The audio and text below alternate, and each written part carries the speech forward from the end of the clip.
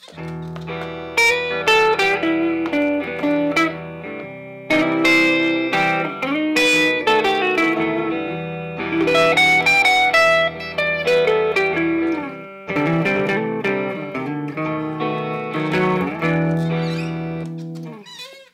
up? Marty Schwartz here, GuitarJams.com.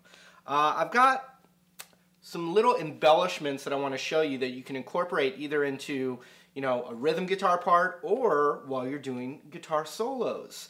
And there's no fancy theory required. Of course, theory is great to know because it's the how and why and what, where, who. But basically what I did was I took a progression and I started with E minor, just regular standard open chords. I did a C major chord, and then from there I did a B7 chord.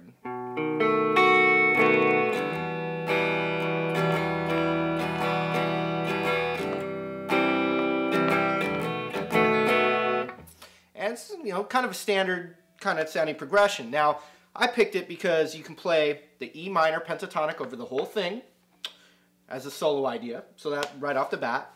And then what I wanted to show you is how you can think about some extra things in there, either as a rhythm guitar player or while you're doing your leads. And it's for all the chords. So we have a E minor, we have a C major chord, and then we have a B7 chord, which embellishment-wise, when you're thinking about it, you can think about it as a B major chord instead of a B7. It doesn't really matter. So here's what we're going to do. First, I'm going to show you what I was doing. I was playing the E minor pentatonic scale with the root on the A string.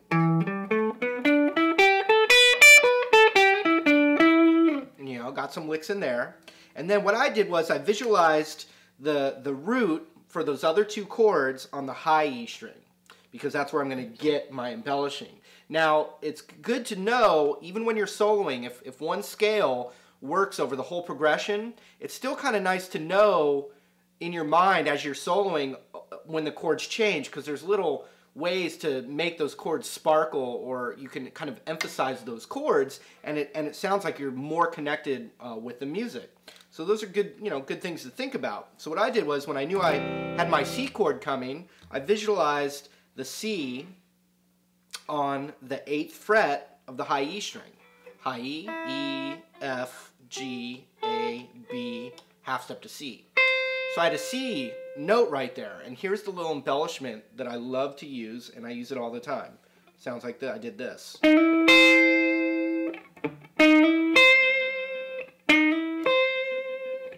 And so I'm just emphasizing, it's kind of like what you would consider an arpeggio. All right, so I've got this 8th fret here on the high E. And so what I do though is it's coming from just a straight up C bar chord, but I'm not playing that C bar chord. What I'm doing is I'm playing where my middle finger is on that chord. And there's a few different things you can do with it, but one is I just slid from a half step below, so from like the 8 to the 9, and I visualize where the root is when I'm doing these embellishments. It's right there on the 8th fret of the high E. So I know that this is always going to work in this manner. So I slide from 8 to 9 on the G, and then hit that root, high root on the high E, the 8th fret.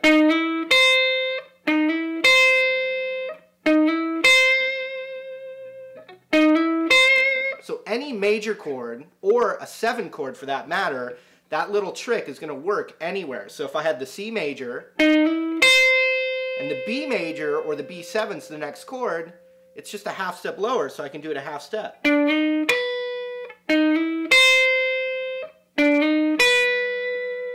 that's a really cool thing that you can do to just sparkle little extra ideas to make your playing a little more sophisticated. So if I know, watch here, I'll play the loop.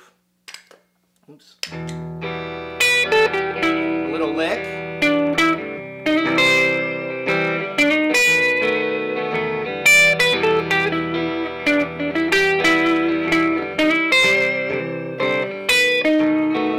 Time, I reversed which notes I played. I went, and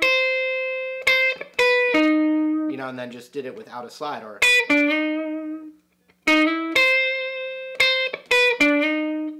You know, so you always have that. So a good idea is to train yourself. Like, you can name any major chord or 7 chord and see if you can find the spot. You know, like if I said G major. You know, or if I said, you know, E flat, I could visualize my E flat on the 11th fret and then find that lick.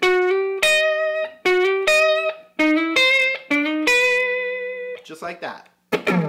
Alright, so the other embellishment I want to show you is just going to be based off that same idea but for minor. So like for the E minor chord, right? I'm going to go up to the 12th fret right here. Just like that. And this is really cool. Anytime you have a minor chord, you can press all 3 of these strings right here, right across from where the root is. You can strum them. You could add, it's called the 9 right there. You can add that or the pinky too. Just strumming it. Then also you have all the minor pentatonic right here as well. You could actually bar little pieces of it.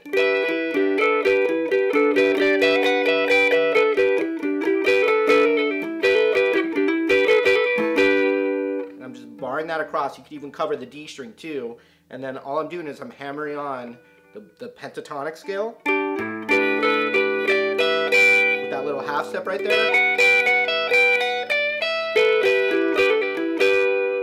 But so check it out, what you can do, you can incorporate this as a rhythm player or when you're soloing, like I said, watch, without the backing track, you can hear, I'll do some improvising, you'll hear the chord changes, but it'll sound kind of solo-ish, but also rhythmic, and a lot of people want to get to that point, including, you know, myself when I was trying to learn some of this, so.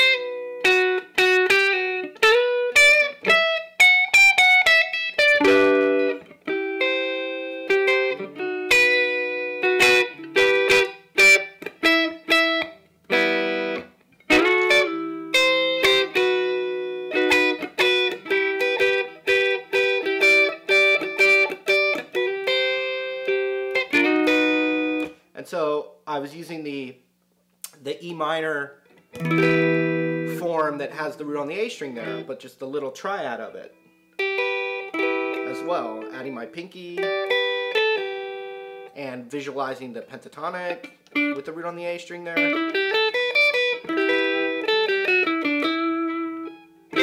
little embellishing.